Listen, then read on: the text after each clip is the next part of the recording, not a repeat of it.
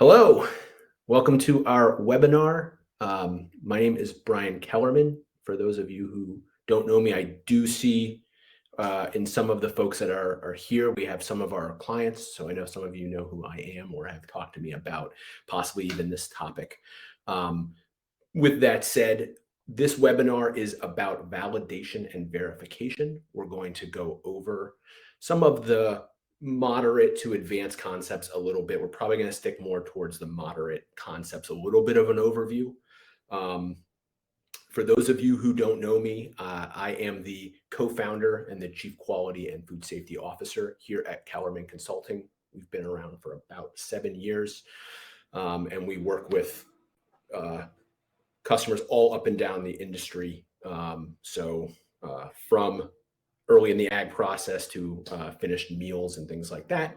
And validation and verification is something that we apply with each one of our projects. We want to use this opportunity to explain some of those things, help you folks understand this very, very confusing topic.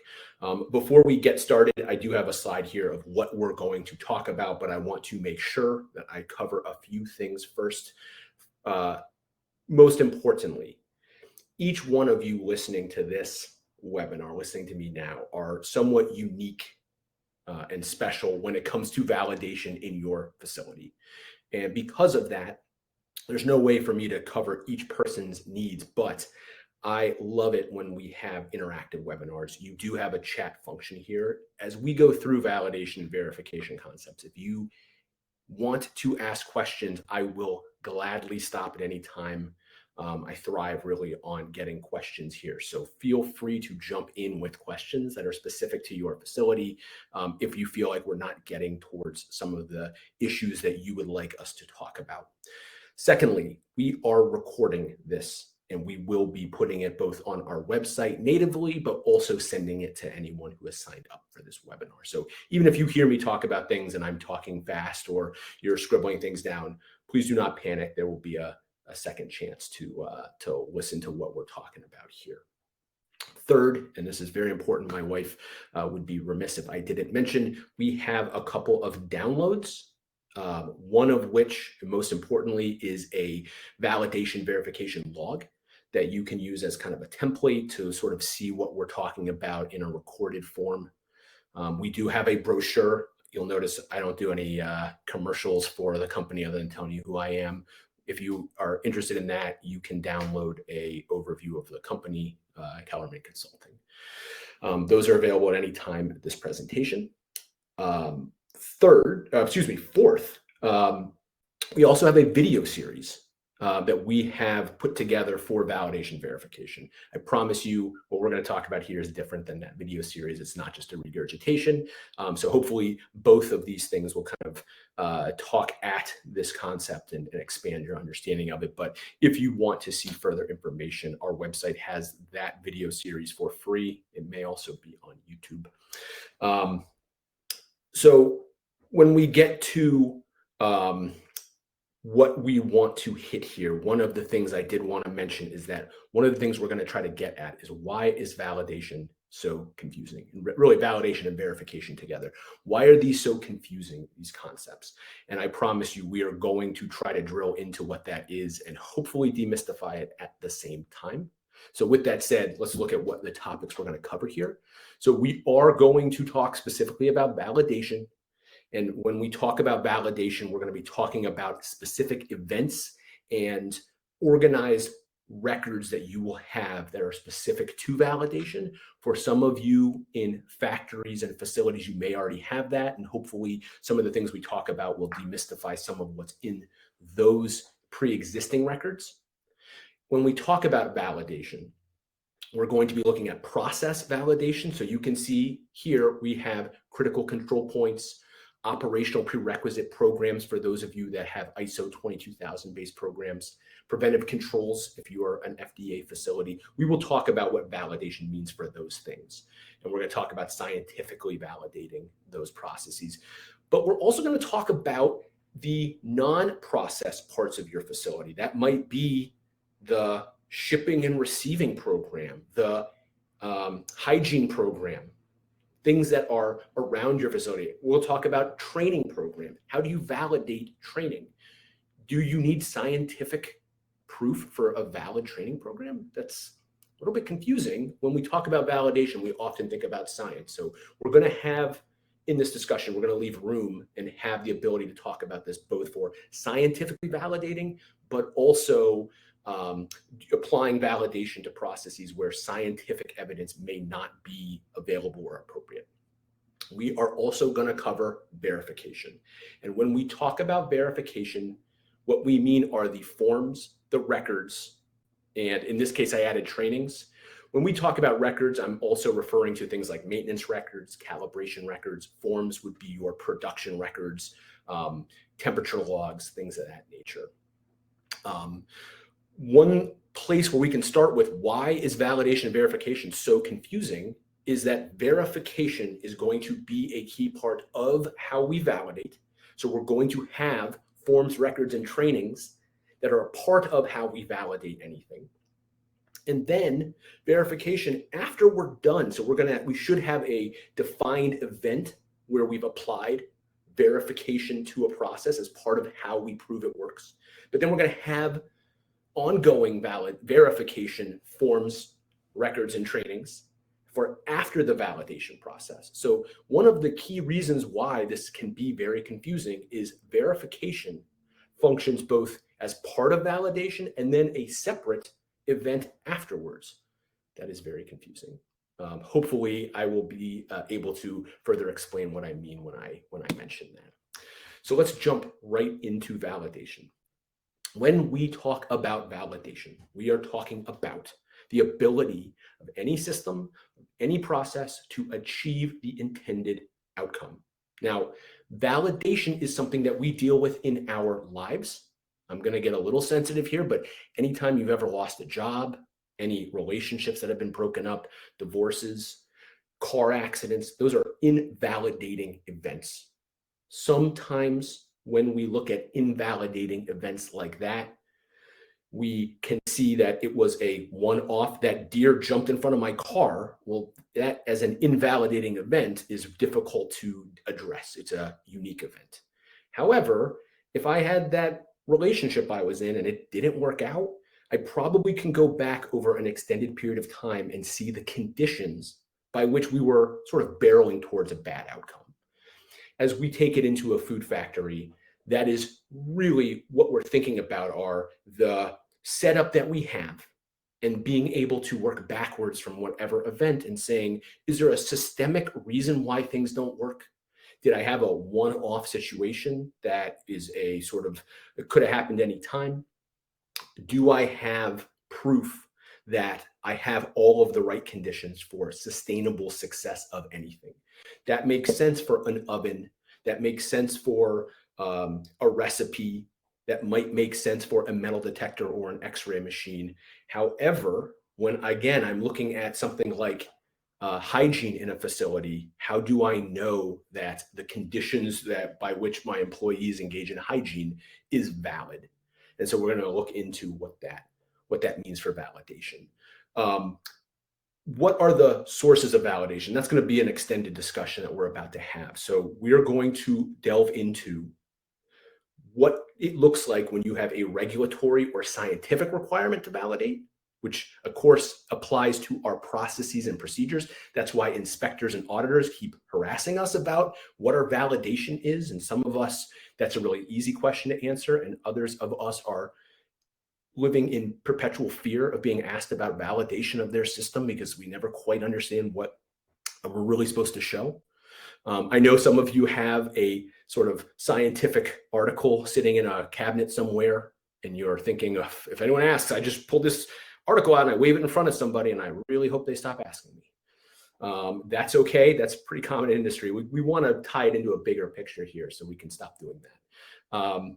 So with that said, beyond the regulatory and scientific requirements, how do we document validation? And this is what I want you all to come away with from the end of this presentation is, what is a documented validation, or what is the document set I should really have?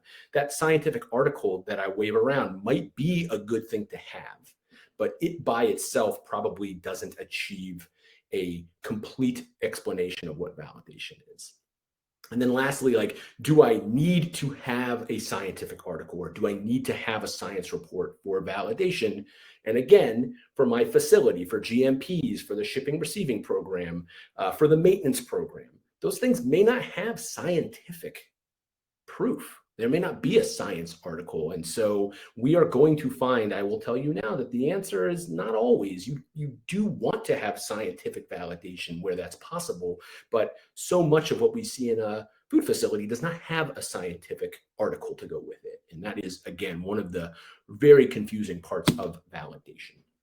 So let's look at regulatory guides for validation here. I did see at least some of the attendees are from dairies. And so I have put up here the PMO, the Pasteurized Milk Ordinance. For anyone who's worked in a dairy or works with milk products that are unpasteurized and has to pasteurize, this is a common book. And you say, well, yeah, you just use the PMO. And so validation in a dairy is actually pretty simple because this book gets you to validation. If you run a seafood operation, if you've ever been to an AFTO run seafood HACCP class, they just tell you use Fish and Fisheries product hazard and control guidelines, use the Fish and Fisheries book, and you're all set. And they actually tell you in the book how to write a CCP. And if you follow what's in the book, you have achieved validation. And with those two, I'm going to get to this third one in a second, but with those two books, what you have is like pre-validation. That's when you are in those industries, the government has provided books. And if you use those books, if you go in there and read the parts that apply to you, and you follow along what's in those books, you have achieved validation. Now, the problem comes for anyone that goes and reads the PMO and realizes that their milk pasteurization equipment does not follow what the PMO calls for. That basically never happens because the government won't even, the departments of ag that administer regulatory oversight of dairies usually will tell you, like, no, you need to get the right equipment that matches this book, because I'm not going to play science professor and read some kind of crazy novel science paper. Just use the PMO. The same thing goes with Fish and Fisheries. If you run a seafood operation, they just expect that you're going to use this book. It makes life easier for the regulators because they know that if you use this book, we are using safe principles. We will have the ability to have a scientifically valid process, at least from a safety standpoint, if these books and the times, temperatures, equipments, processes match what is required in this book, you're all set. Well, there's a bunch of you on here that I can see from bakeries. We have several clients that don't have seafood or dairies that I know personally. Your processes, you can't use these books. And this is where it becomes very confusing. People in those industries have it pretty easy when it comes to validation because they pull the books out and they say, hey, I'm using this book, we're valid. That leads me to the third book here, which is this FSIS HACCP validation. This is a book for meat and poultry operations. Those of you who don't do meat and poultry maybe have never seen this or don't understand what FSIS is. They're like the FDA, but for meat and poultry, and they are part of the USDA. They present this book to people. This book is not like the PMO, and it is not like Fish and Fisheries because it is not product specific. It is a generalized roadmap for how to achieve validation in a HACCP plan or a HACCP system. Now, I caution anybody who wants to jump into downloading this book. I know that the FSIS, if they're listening to this webinar, are probably happy that I'm saying, hey, this book exists, you should look at it. However, I do want to say that this is the guidelines by which meat and poultry operations are sort of held to a standard of validation. Some of the things in there, the number of operational events, the mechanism of review by regulators, that is specific to meat and poultry. But with that said, the definitions in here and the explanation of how validation and verification work, it's a really great book. For folks that are inspected by FSIS, if they don't like the HACCP plan at pre-review, they are like, here, read this book, bye, because the regulators are not allowed to tell you how to have a valid program. They can only give you the means to validate. So we have regulatory sources of information. I do want to talk about peer-reviewed journal articles because that is obviously one common way to achieve scientific proof for validation. We're going to talk about the problems with this in a second. But if you can find a peer-reviewed science journal article that addresses your process, has specific criteria, and you can meet them, and you present this scientific article as part of your validation set. So the report that you write, I downloaded or I purchased this scientific article, these people in my facility, and I watched the process. We were able to match up what's in the article, and the article says it's safe. Then we can use this as a foundation of validation in a process. But we have problems with this. What I show you in this slide is just Googling validation. So you can find them on Google. So here I have an arrow. I picked the third one down. Well, one of the first problems you can see is you either need to be a university student or have affiliation with the university to get the article for free, or you have to purchase them. And we're talking about potentially hundreds of dollars to purchase an individual article. So they can be quite expensive. You cannot just say, oh, I'll find a science article. So with that said, we have a couple of issues to consider if you're going to take the route of having a peer-reviewed journal article as the basis of validation. Some of you may have gotten them from another facility that uses it, and you have been able to successfully present them. And that's great. And if you have a science article and you can present it as part of validation, if it's peer-reviewed, fantastic, and that's a good thing. If you don't already have one, you may never be able to get one.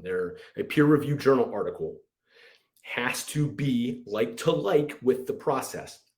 That FSIS book, one of the best pieces of information they relay in that book is just how important it is that you must have a process that matches a validation article. You can't say, well, somebody made dry sausage or somebody was able to achieve pasteurization of almonds and I'm going to use it for cashews.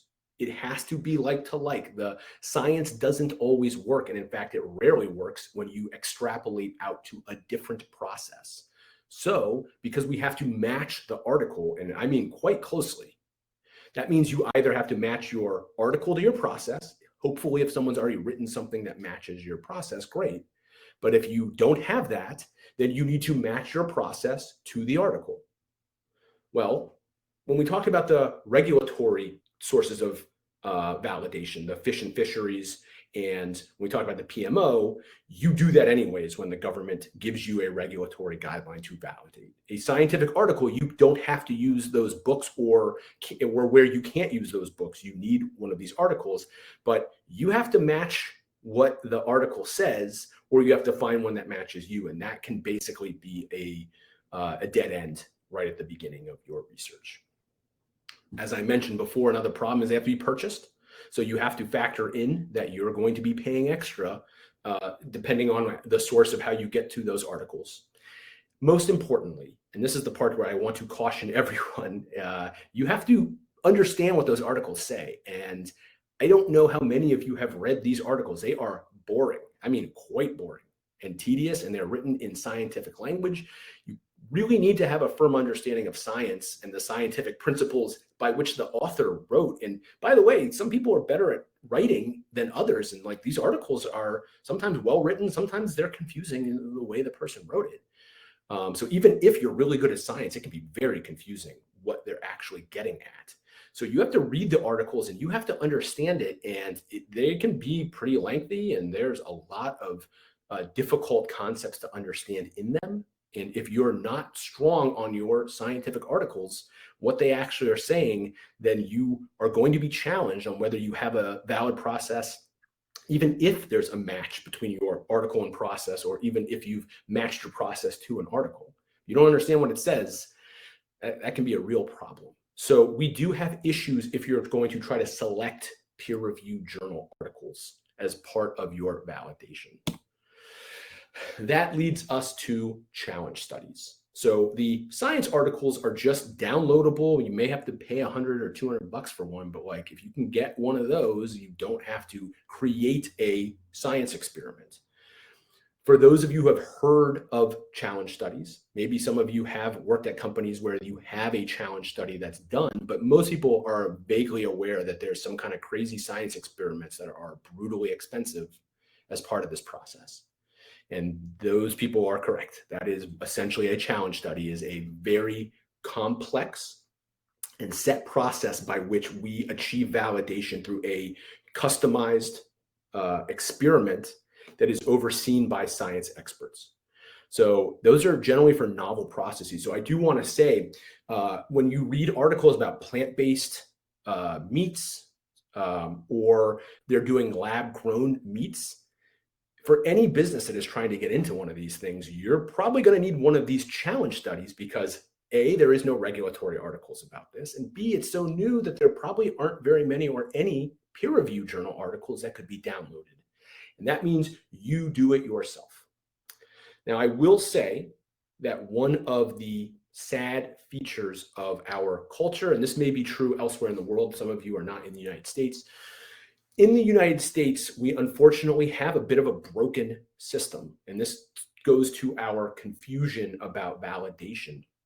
There theoretically could or should be way more information available for free to people on scientifically validated food processes.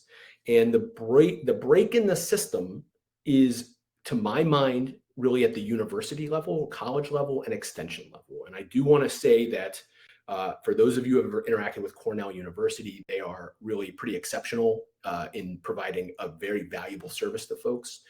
Unfortunately, they're one of the only ones. There are other institutions that do a nice job, but there are very few.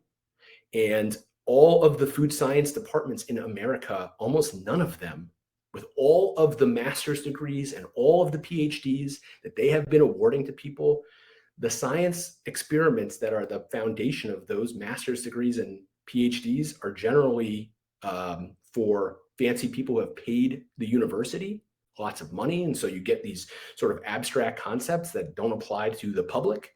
And beyond that, they don't really, the professors or whoever run those universities, they have never really thought about why it would be important to have like basic science experiments.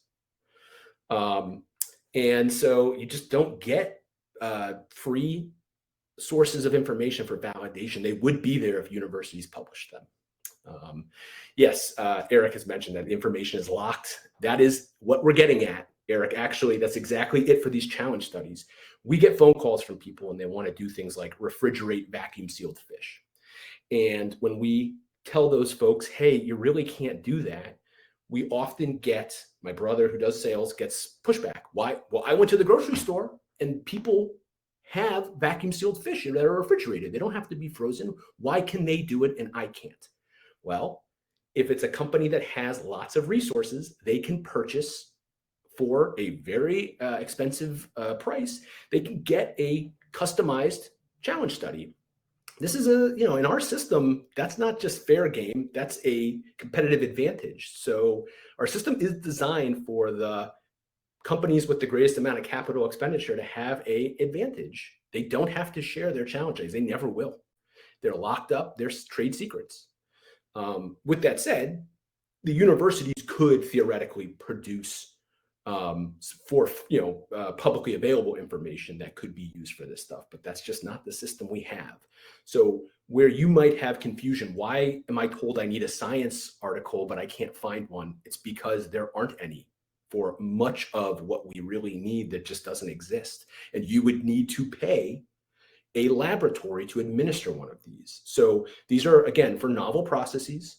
The labs, what they do is they take your process and they will load up your product with some sort of pathogen of concern or adverse circumstance and run it through your process. If you have a kill step, then they will do that. And they will prove that you can eliminate through your process those things that shouldn't be there. So Listeria or E. coli, Salmonella, Staph aureus, whatever, CBOT, they'll load it up and they will remove it, and they'll present you a scientific article that or customized report that says this thing works at killing those pathogens. Same thing for chemicals or physical hazards, radiation, anything like that. A customized challenge study would be able to demonstrate validation. I wrote here, this is gold standard. Theoretically, in a perfect world, we could all just go to the labs and say, hey, run me up a report, and I want to prove that my novel process works. And then we could all have easy access to validation, but that does not happen. So the problems with this, it is very expensive. I threw up these numbers. I don't know. You'd have to call a lab to get real quotes, but you could expect somewhere in the $15,000 to $25,000 price tag at a minimum, and maybe even more than that. But I would expect if I were to tell a client to call up a lab for a validation study, I would warn, get ready mentally for $15,000 to $25,000, if not more.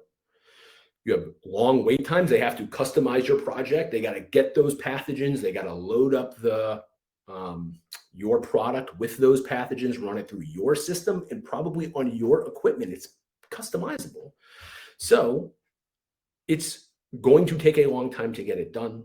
And then, of course, if it's a novel process, it might not work. So you could spend all that money and wait all that time only to find out, oops, it didn't work. Now, that can be very important for preventing you from harming people as a business. But obviously, there isn't a business I've worked with who was excited about the possibility of spending huge amounts of money for long wait times only to find out, oops, that process isn't going to work, and we're going to have to start over and make changes. So when we have challenge studies, the reason why they are rare and the reason why you may never have done them is because of these limitations. So that brings us to where I want to solve some problems for you folks and talk about what we can do to solve validation without having to use peer-reviewed journal articles. And that's with a caveat of you still need scientific validation for your CCPs, your preventive controls, OPRPs. But for all of the other parts of your facility, we can use validation statements. And really for our process, especially for you bakers out there and for people who do dry spices where there really aren't scientific processes necessarily that we can point to or scientific articles that we can point to, where we can start is by creating our own validation statements. And these do work. We have used them at the level of GFSI for certain processes and certain processes and facility issues. When we write risk assessments, they can be part of validation statements. But when we write a validation statement, and I put here, this is not the same as daily monitoring, but it is going to be like a record of monitoring. So I want to spend some time talking about what a validation statement would look like and how we would type those up. Once we talk about this, we're going to get into some specifics, and I'll be looking for folks to maybe ask about equipment. I do want to talk about metal detection and X-ray before we're done here, because it is so crazy how validation and verification works specifically with those objects. For these validation statements, we need to think of like a book report or a sort of event report that we are going to type up in your facility. It should have your logo on it. It should have the name of the person writing it and the date, just like when you were turning in an essay in high school or whatever. In our report, we can start the report by saying we are writing this to validate our process. And so let's talk about hygiene, right? Because I've already introduced that as something. I was like, how are you going to get a scientific article for that? Well, I don't necessarily need a scientific article for washing my hands. Even if I wanted to get a scientific article for it, how do I know that my employees or coworkers or whatever are washing their hands in the right way? And how would I measure the bacteria that's removed from hand washing? It gets abstract and weird. And in fact, we don't necessarily need to have a scientific article for it. What I do need is a report that starts, I'm validating the hand washing at my facility. So I need to include who is writing the report, so maybe the author. If I had trained personnel that are HACCP trained or PCQI, and we're going to watch our employees wash their hands, now we have a starting point. I'm going to watch people wash their hands. Well, how frequently, what is the frame or time range that I watched people wash their hands?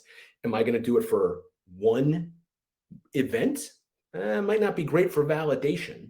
I probably need multiple days, so I can carve out maybe a week or a month, a series of events where I'm going to take time to watch people wash their hands over a period of time, and we're going to define that. So let's say a week, right? So I'm going to go at lunchtime into the break room and I'm going to watch every employee, or maybe if they have multiple shifts, maybe I'll go to the shift change and watch people wash their hands.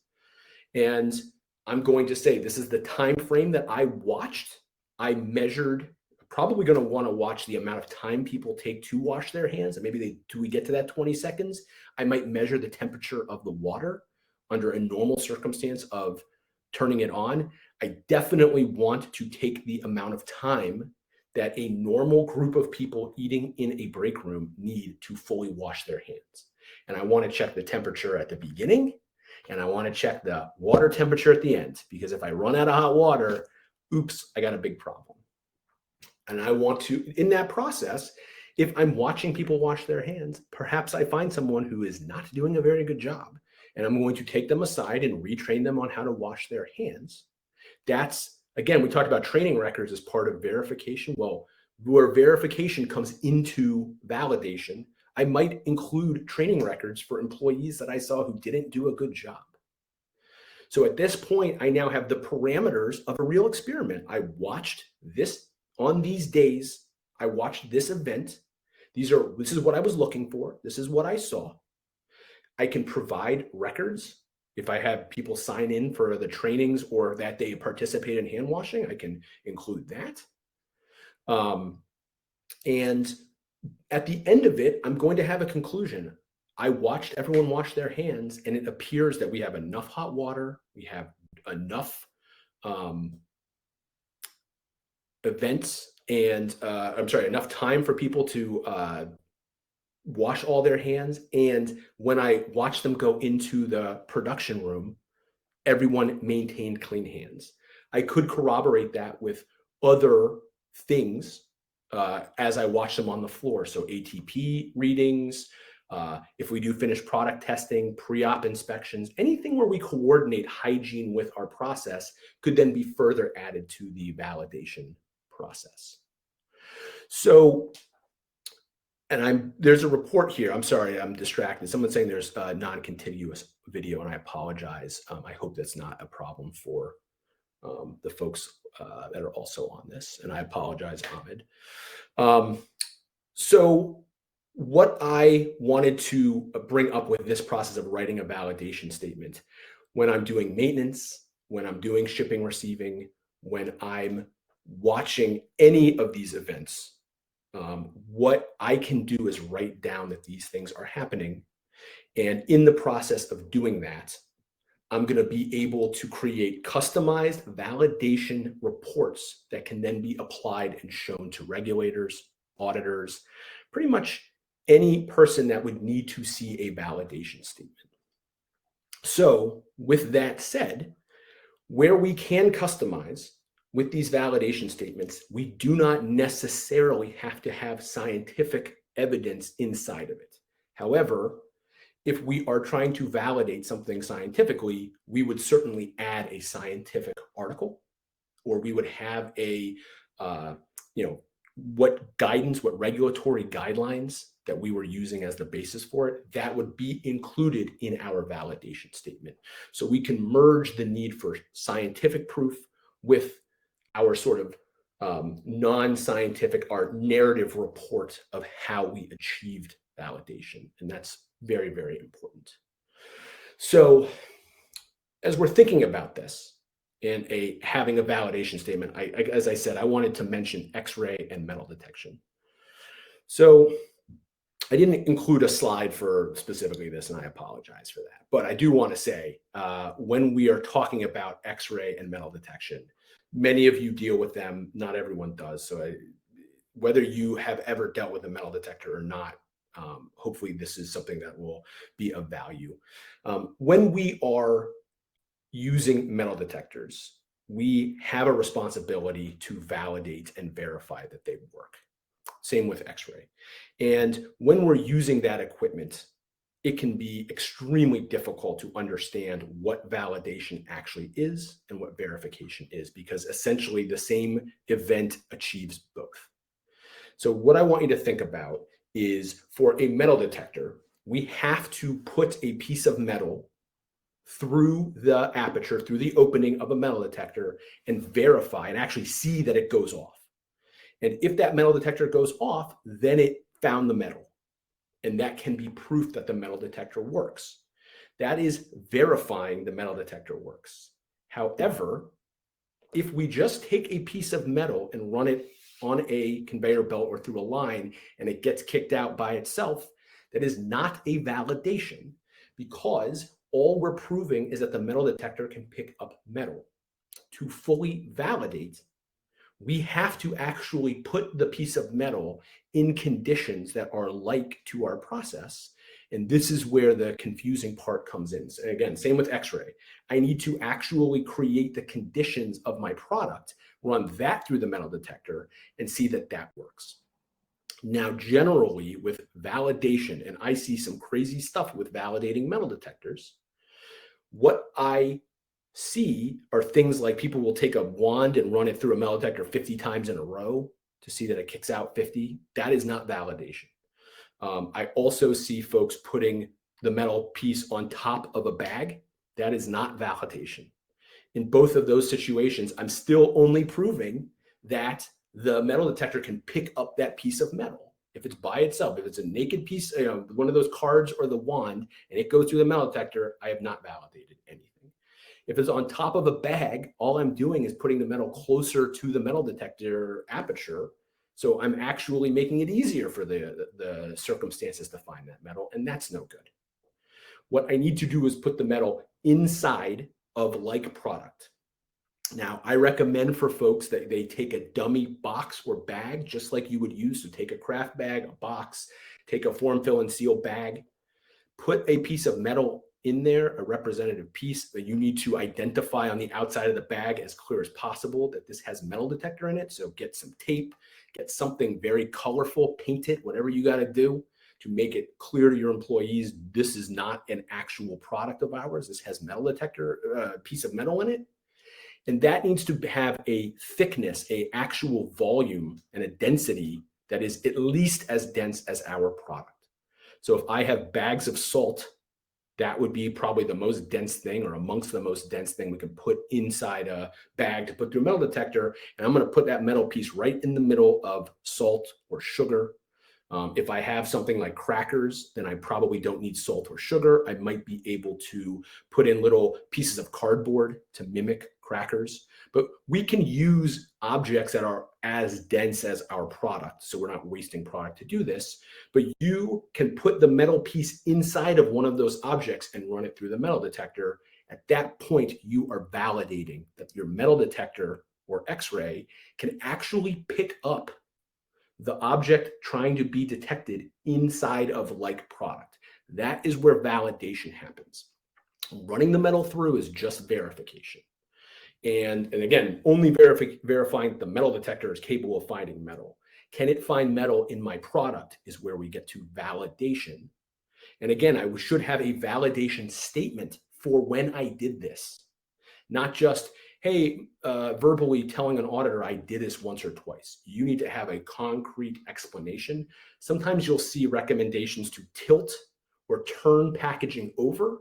That would be an awesome thing to do in a validation statement. Hey, I turned it on its side. I turned it upside down. I changed the orientation of the package to make sure, again, that the metal object, or if it's an X-ray, a different foreign material sample, can be detected no matter how I mess around with it. Then I have a validated process here. I'm going to scroll back up. I had a couple of questions. I want to make sure that I answer some questions. So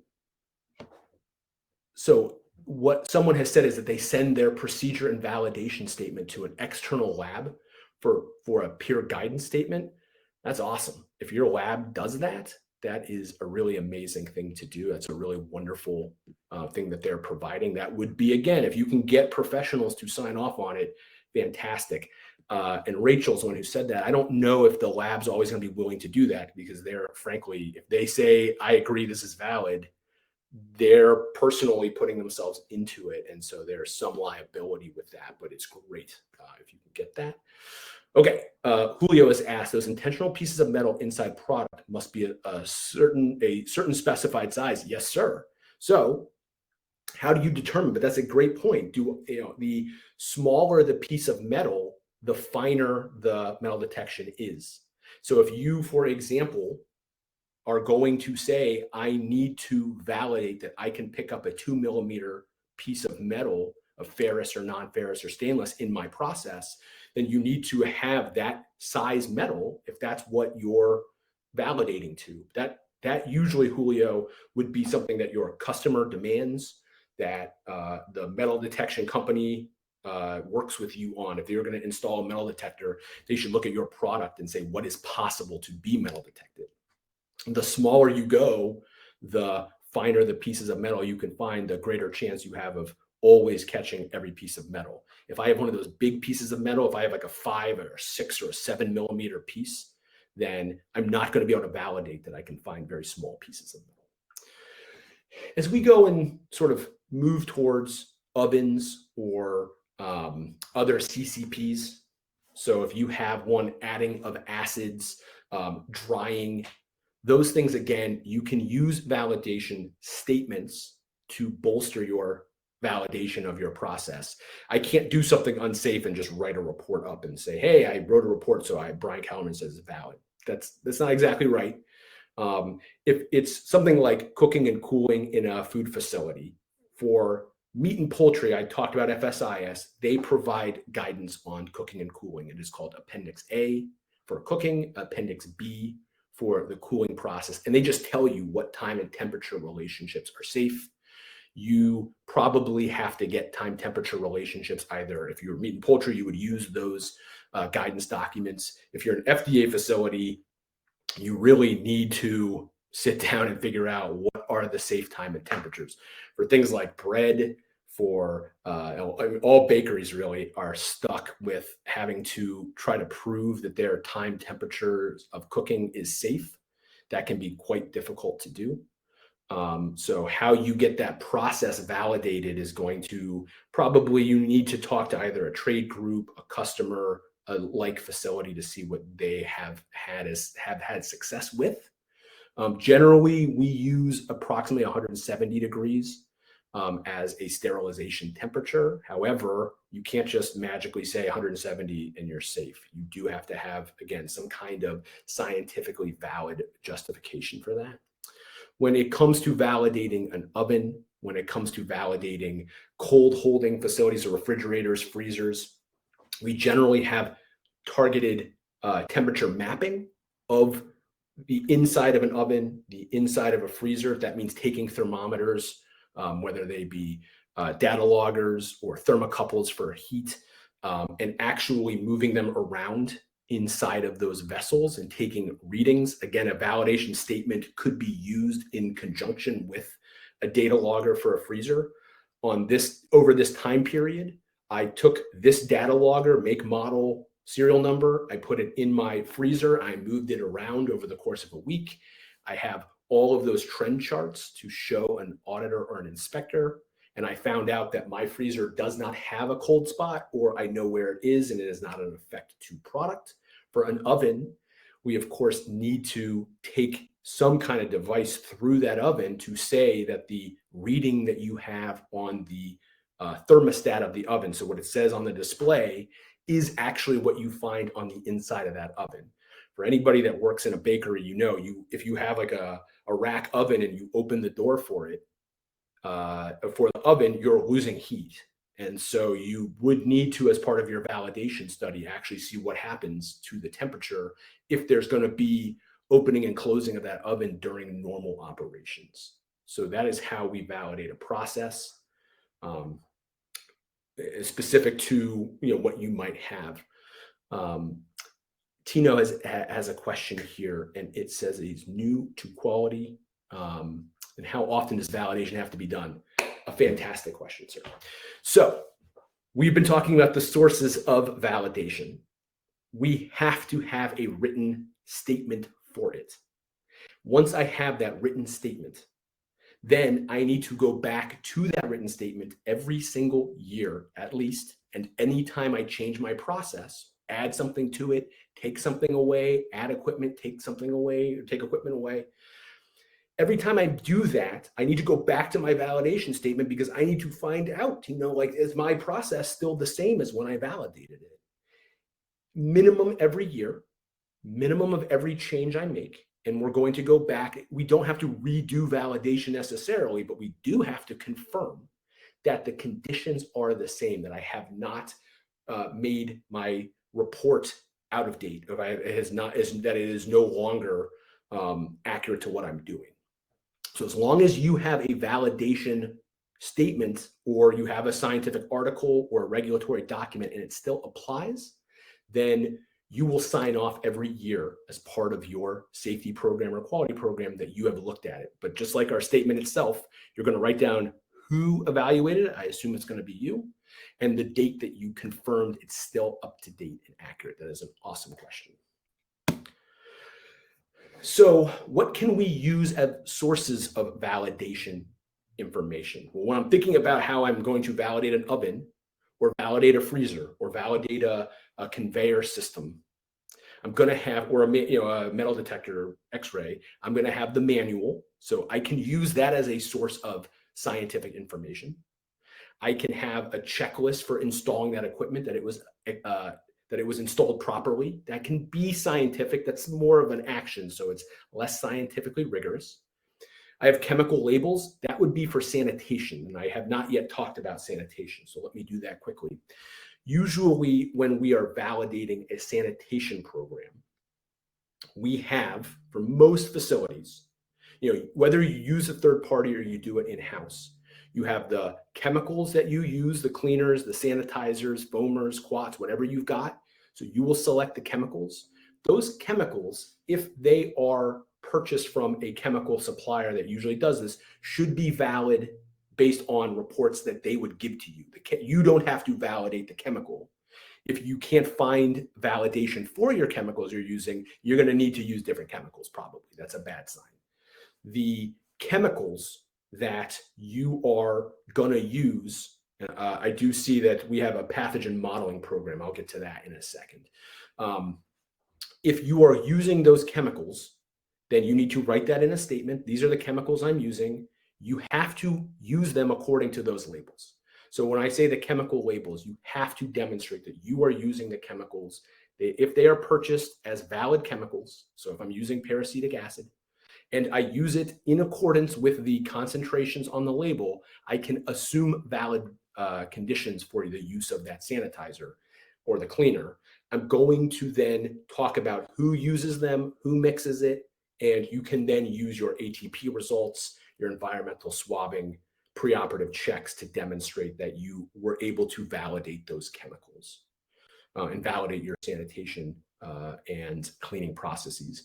You should also have a schedule for that. You should have a manual for how to properly clean. You must have SSOPs, so those would go in your validation report.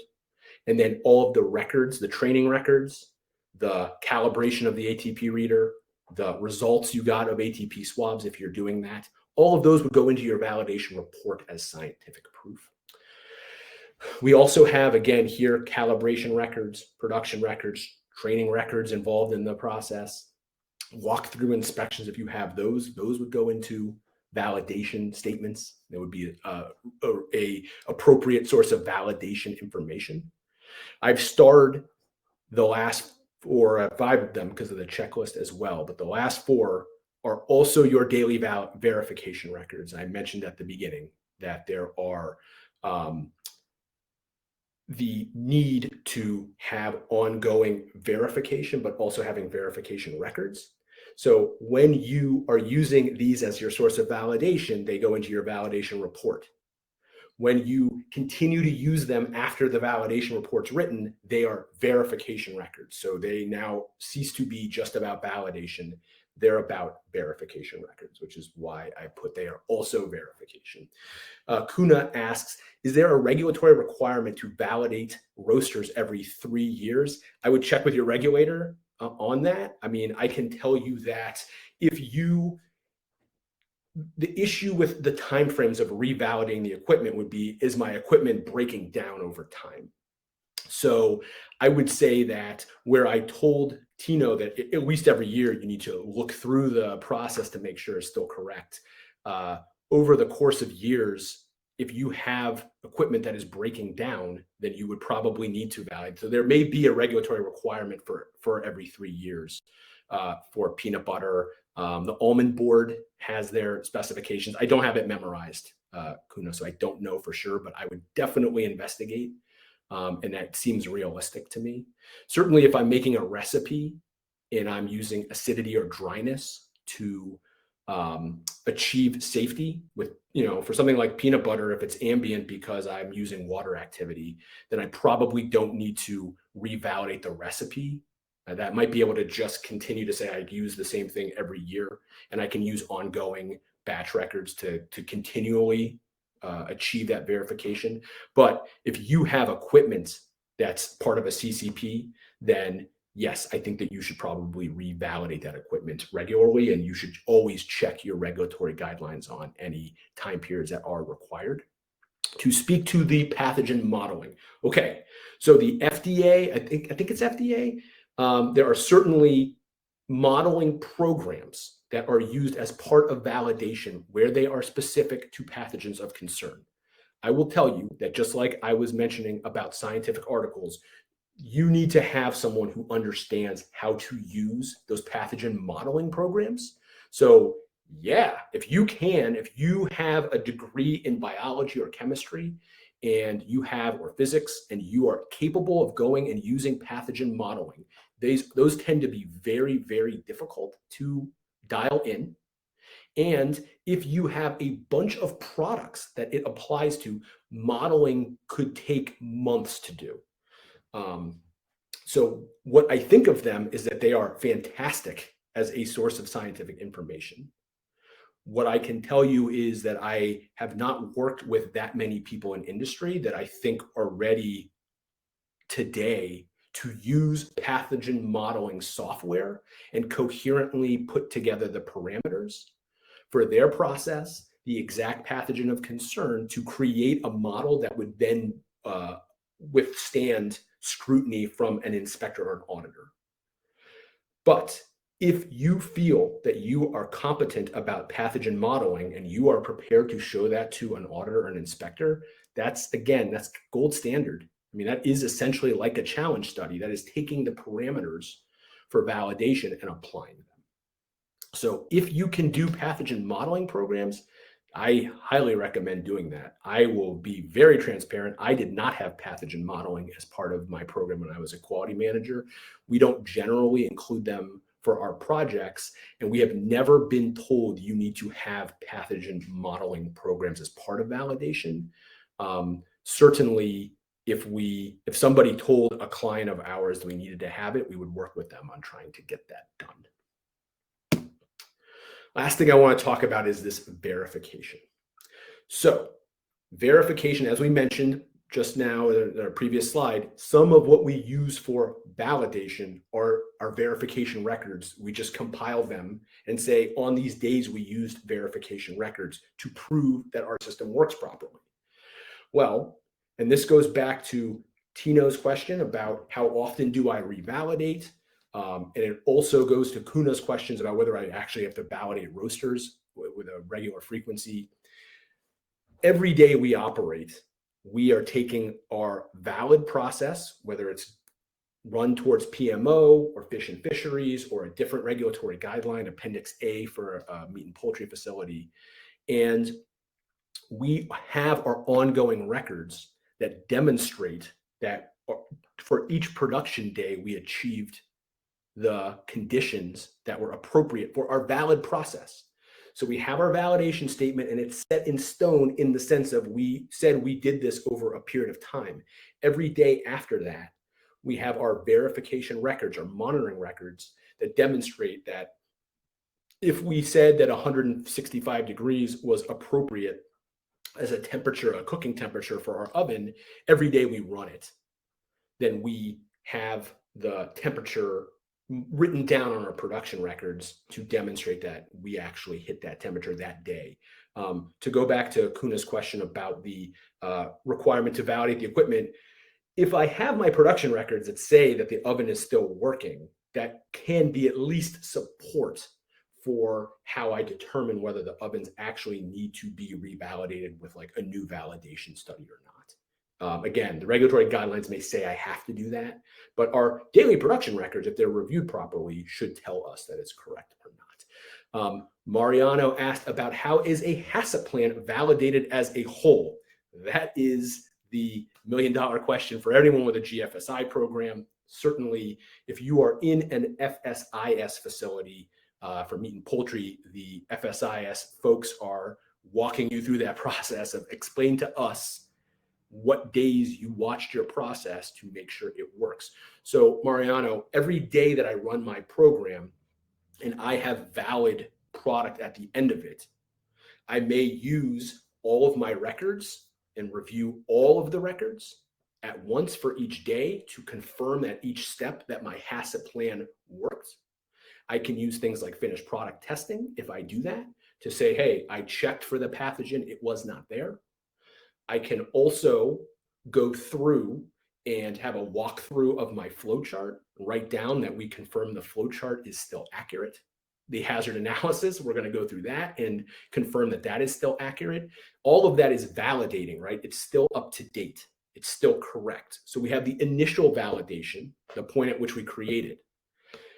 FSIS will ask you once a year to review the plan to make sure it's correct. FDA essentially has the same requirement. That is revalidating the plan as a whole. When you sit down and you read the whole thing, if it has already been proven to be correct, when I go back and review it, I'm then confirming the conditions are correct, but I have to write down the day that I did it. I need to have probably my food safety team involved in that, if not myself. And I need to say what the results were and how I confirmed that it was still up to date and accurate. And Mohammed has asked, can we consider the proven experience as an acceptable source of validation? Probably not. I don't, maybe not. I don't, that is too big of a question. Can we consider proven experience? That's what everyone wants to do, right? Nobody died yet from my product. That's tough.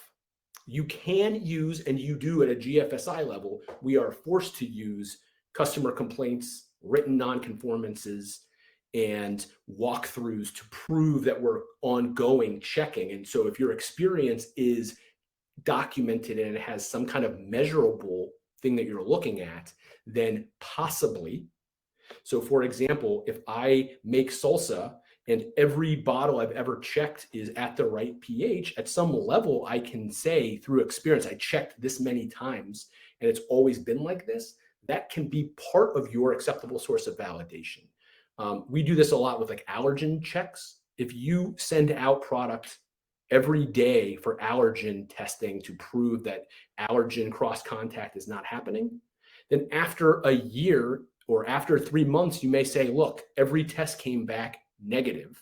So I'm going to, from this point forward, test once every month or once every 6 months or once a year, just to verify that that's still the case. But you can use some kind of measurable experience as a source, as a jumping off point for validation. That is a great question. We are coming up on the hour. Looks like I kept everyone's attention. That is great. I do want to say, we did question and answer, sorry, but I do want to say you can be found kellermanconsulting.com if you want to go to our website. We have lots of videos and things that you can watch there. That's all free. Info at Kellerman Consulting if you need to get in touch with us. There's a phone number here. Again, there's a brochure that is downloadable if you need more information. This is our incredible team that we work with, and any of our folks would gladly help you with validation and verification. Thank you all so much. And some of you I'm going to see soon. If I have not had the pleasure of meeting you and you're listening to me, hopefully one of these conferences coming up or something, I'll get to introduce myself. Thanks so much. Take care.